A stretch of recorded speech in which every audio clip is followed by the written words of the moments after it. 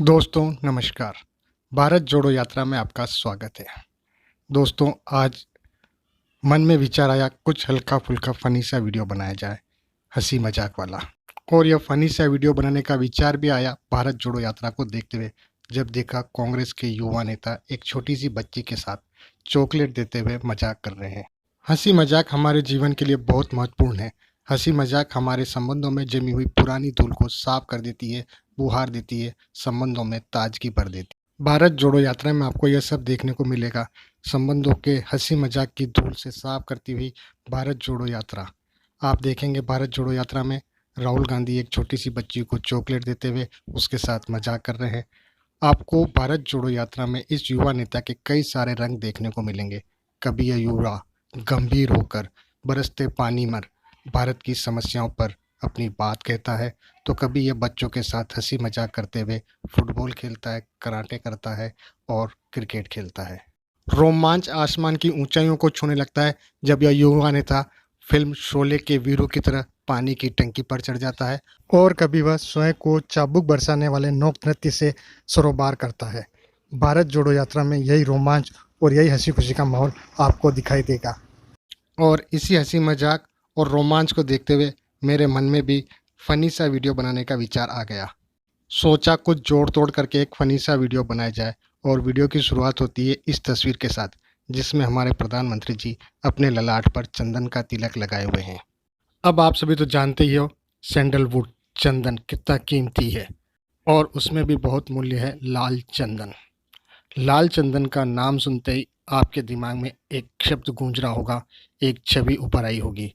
जी हाँ, पुष्पा। मैं जानता हूँ पुष्पा का नाम आते ही आप अब पुष्पा का डायलॉग बोलेंगे। आप सभी जानते हैं क्या है वो डायलॉग। मैं आपको बताना चाहता हूँ पुष्पा क्या है। पुष्पा एक फ्लावर, एक पुष्प है। पुष्प जो जीवन का आधार है, जिससे नवजीवन की शुरुआत होती है।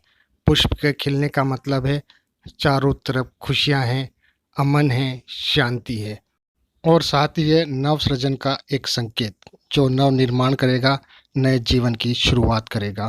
पुष्प। और यही सब आपको भारत जोड़ो यात्रा में दिखेगा। भारत जोड़ो यात्रा में आपको एक पुष्प खिलता हुआ दिखेगा। पुष्प नव जीवन का आधार, नव सृजन का द्योतक, नए भारत का निर्माण। भारत जोड़ो यात्रा में खिला हुआ पुष्प आपको यही सब बता रहा है। पुष्प की अभिलाषा हिंदी साहित्य के जाने माने बेजोड़ साहित्यकार, लेखक, कवि माखनलाल चतुर्वेदी जी ने बड़े ही सुंदर शब्दों में पुष्प की अभिलाषा को खूबसूरती से पिरोया है, लिखा है। और जब हम भारत जोड़ो यात्रा में चल रही फुलवारी को देखते हैं, जो कि छोटे छोटे बच्चे हैं, उस महान रचनाकार द्वारा रचित पुष्प की अभिलाषा भारत जोड़ो यात्रा में चल रही फुलवारी पर सार्थक होती है। उस फुलवारी का जो हमारी कल की आने वाली पीढ़ी है, जो हमारे कल का देश है, उसको संभालने संवारने की बात करती है भारत जोड़ो यात्रा। इसे आप भारत जोड़ो का दुर्भाग्य कहिए या आपका दुर्भाग्य। भारत जोड़ो यात्रा पर आज का साहित्यकार, आज का रचनाकार चुप है। आज का मीडिया इसे दिखाने से परहेज कर रहा है। परंतु आने वाले कल में जब आज का इतिहास लिखा जाएगा, तो भारत जोड़ो यात्रा के लिए शायद माखनलाल चतुर्वेदी जी होते। भारत जोड़ो यात्रा को उसी खूबसूरती के साथ वर्णित करते, अपने शब्दों में अपनी कलम से कलमबंद करते, जिस तरह से उन्होंने पुष्प की अभिलाषा की व्याख्या की थी। भारत जोड़ो यात्रा एक ऐसी यात्रा जो भारत के सांस्कृतिक मूल्यों को, भारत की संस्कृति को, लोक मान्यताओं को उजागर करने का काम कर रही है। भारत जोड़ो यात्रा में आपको अनछुए पहलू नजर आएंगे, जिसके अंदर है रेशम उद्योग, हाथकरघा उद्योग, लोक मान्यताएं, लोक नृत्य, जिन्हें हम आधुनिकता की दौड़ में बहुत पीछे छोड़ आए हैं। इस आधुनिकता की दौड़ में चंदन महंगा होता चला गया और मिट्टी सस्ती होती चली गई। आप अखबारों में खबर पढ़ते होंगे, चंदन के पेड़ की चोरी की खबर बहुत छपती है। और ये तो मैं आपको खबर बता रहा हूँ, उसकी हेडलाइन तो बहुत ही शानदार होती है। लिखा होता है, कलेक्टर साहब के बंगले में पीछे लगे हुए 2 चंदन के पेड़ चोरी हो गए।